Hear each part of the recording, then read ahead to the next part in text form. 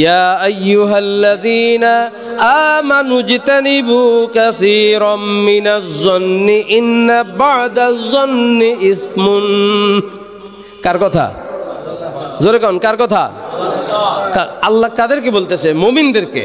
কাদেরকে? হে মুমিনেরা, তোমরা যারা ঈমান এনেছো, অনুমান নির্ভর কথা থেকে বিরত থাকো। কি কথা? কথা কোন? অনুমান নির্ভর, আন্দাজি কথা।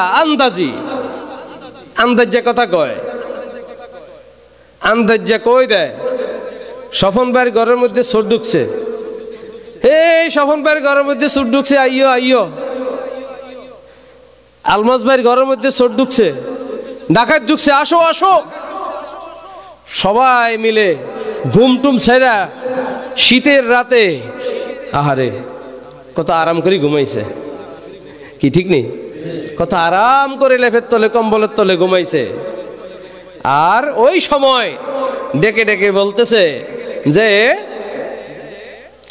আলমাস ভাইয়ের ঘরের মধ্যে কি লাগছে? চোর লাগছে, ডাকাত লাগছে, ডাকাত ঢুকছে।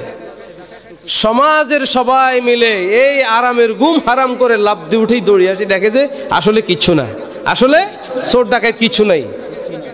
এই আলমাস ভাই উঠেন, আলমাস ভাই কয় বিহারে ঘুমাতেন, জাগাও কা, আমি তো ঘুমাইছি। আমাদের ঘরে বলে চোর ঢুকছে, ডাকাত ঢুকছে।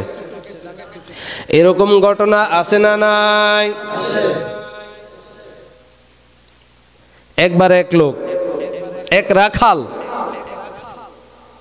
কি রাখাল, রাখালরা কি করে? ক্ষেত নি দেখেন, মাছ ধরা দেখেন, কি রে গরু ছাগল চড়ায় রাখে, এদেরকে রাখাল বলে। তো এই রাখাল একদিন শয়তান তার মনের ভিতরে ঢুকছে, শয়তান ঢুকছে মনের ভিতরে। ঢুকার পর সে মানুষকে ধোঁকা দেবার জন্য, হাসি তামাশা করার জন্য, পাত্রামি করার জন্য সে কি করছে?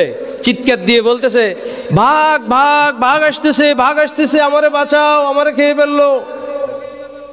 এখন বড় বাড়ির লোকেরা সবাই মিলে চিন্তা করলো কালীশ্বরের কোণা থেকে চিৎকার আসে কেন? লাঠি ছোটা নিয়ে দৌড়াই গেল সবাই মিলে। কি কন? দৌড়াই গেল। যাওয়ার পর দেখতেছে ওই বালকটা খিলখিল করে হাসতেছে। রাখাল কি, তুমি চিৎকার দিলা, ভাগ, এখন ভাগ কই? আরে আমি তোমার লোকে তামসা করছি, তোমার লোকে কি করছি? তামসা করছি। তো সবাই মনক্ষুণ্ণ হয়ে চলে গেছে। বদমেশ ফোলা, বেয়াদব, অসভ্য, আমাদেরকে তারপরে এরকম ধোকায় ফেললি, এটা বকজোকে চলে আসলো। আরেকদিন আবার ডেকে ডেকে তার মনের মধ্যে আবার শয়তান ঢুকেছে, আবার বলতেছে, ভাগ এসেছে, ভাগ এসেছে, আমাকে বাঁচাও। লোকেরা ভাবছে আজকে মনে হয় সত্যি সত্যি ভাগ আসছে। আবার লোকেরা দৌড়ায় গেল, যায় দেখতেছে ওই রাখাল খিলখিল করে হাসতেছে আর বলতেছে, আজকেও তোমাদেরকে আমি ধোঁকা দিলাম। লোকেরা আজকেও কি করছে? যা হোক, থাপ্পড় দুই একটা দিয়ে করে, ফাজিল, অসভ্যতামি করো আমগোর লগে, চলে গেল। তৃতীয় দিন সত্যি সত্যি ভাগ এসেছে। সত্যি সত্যি কি আসছে? সত্যি সত্যি ভাগ এসেছে। ভাগ আসার পর এবার এই রাখাল চিৎকার দিয়ে বলতেছে, ভাইয়েরা, বাবারা, চাচারা, ভাগ এসেছে, আমাকে বাঁচাও, ভাগ তো আমাকে খেয়ে ফেলবে, বাঁচাও। তার চিৎকার শুনে সকলেই ভেবেছে এই রাখাল আজকেও আমাদেরকে ধোঁকা দিচ্ছে। এই রাখাল কি করতেছে? কথা বলেন।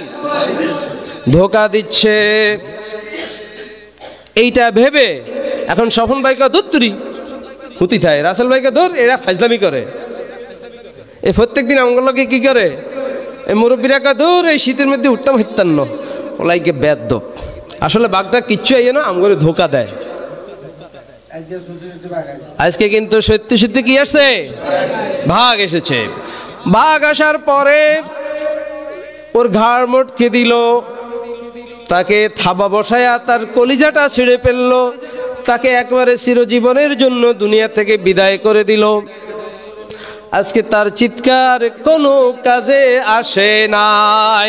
এসেছে?